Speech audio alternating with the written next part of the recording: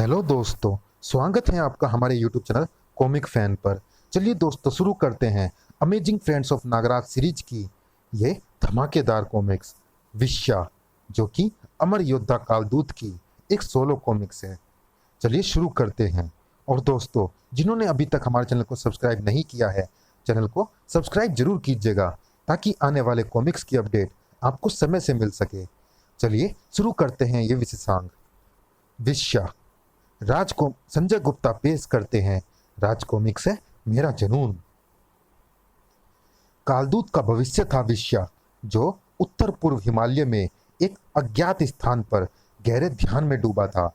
वो देवभूमि भारत की सुरक्षा को खतरा और भारत उस खतरे से अनभिज्ञ है। ये विदेशी शैतान घातक जैविक अस्त्र बना रहे हैं। समय आ गया है, अब मुझे एक नई पहचान के साथ डीआरडीओ में प्रवेश करना होगा और उन्हें ऐसे घातक आक्रमणों का सामना करने के लिए सक्षम बनाना होगा।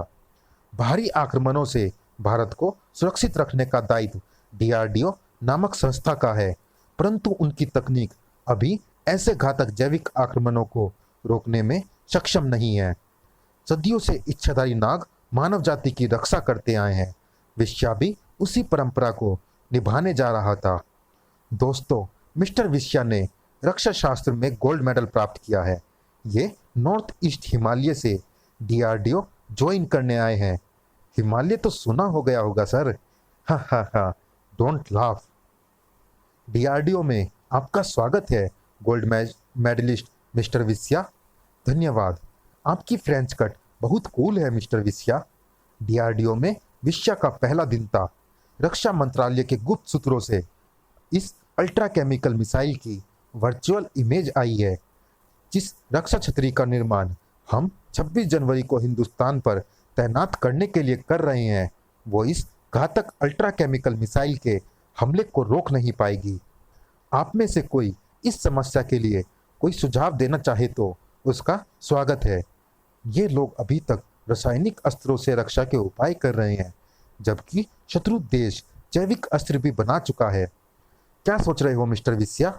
सर, रासायनिक अस्त्रों का हल तो प्रतिक्रिया करने वाले किसी रासायनिक अस्त्र से निकाला जा सकता है। हमें जैविक अस्त्रों से सुरक्षा के विषय में भी सोचना चाहिए। आप कैसे कह सकते हैं कि देश को जैविक आक्रमणों से भी खतरा है? वो मेरा सुझाव था। विश्या को रासायनिक से ज्यादा जैविक रक्षा प्रणाली की चिंता थी, जिसका समाधान भी था उसके पास। मेरे कालकूट विष का 1,00,000वां अंश किसी भी जीवाणु को समूल नाश करने की क्षमता रखता है।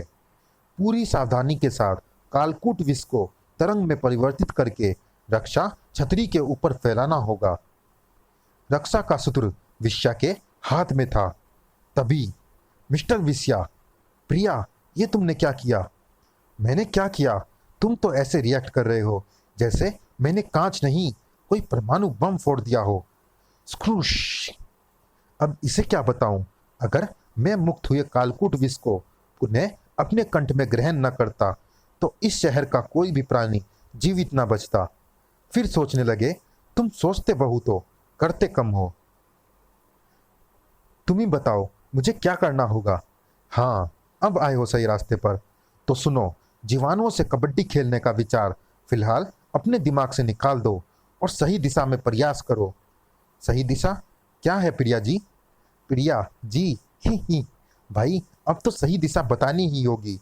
सही दिशा है संसार के सामने अपनी क्षमताओं का प्रदर्शन। क्षमताओं का प्रदर्शन? हमें इसकी क्या आवश्यकता है? आवश्यकता है क्योंकि वर्ल्ड डिफेंस ऑर्गेनाइजेशन 50 शक्ति संपन्न देशों को अपनी युद्धक एवं रक्षा क्षमताओं के प्रदर्शन का अवसर दे रही है।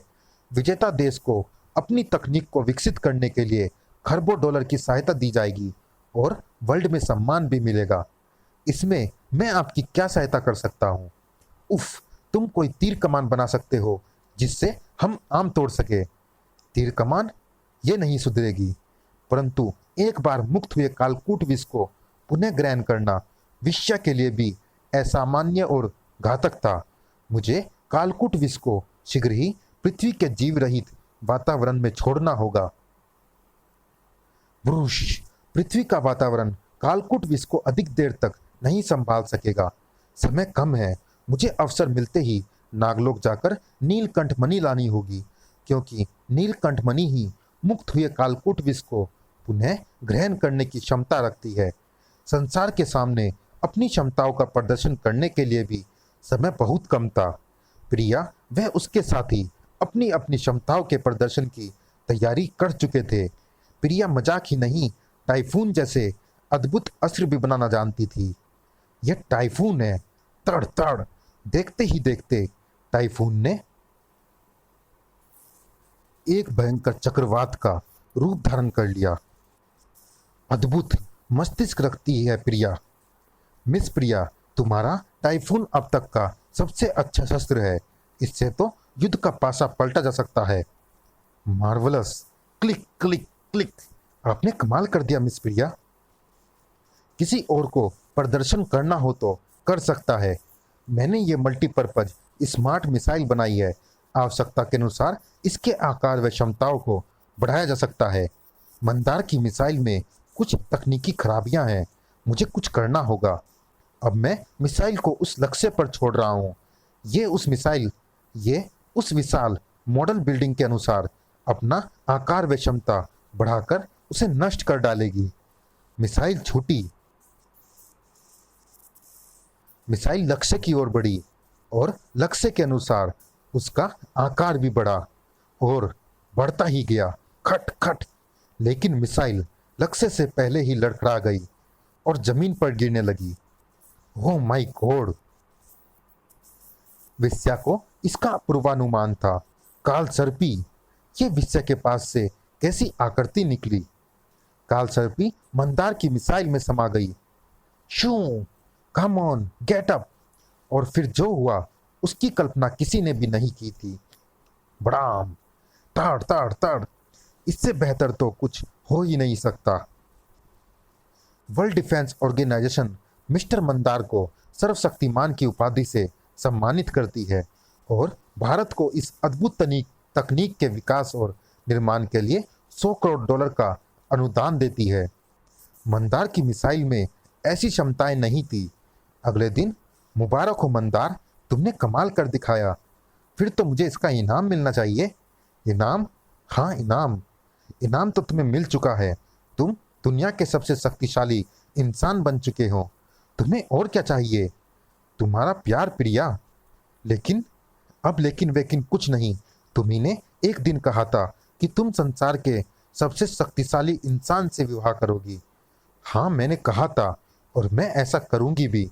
मुझे थोड़ा सोचने का वक्त तो दो मंदार। चलिए दोस्तों, इस भाग में इतना ही। ये रोमांचक कॉमिक जारी है अगले भाग में भी। मिलते हैं इसी कॉमिक्स के अगले और अंतिम भाग में। तब तक के लिए धन्यवाद।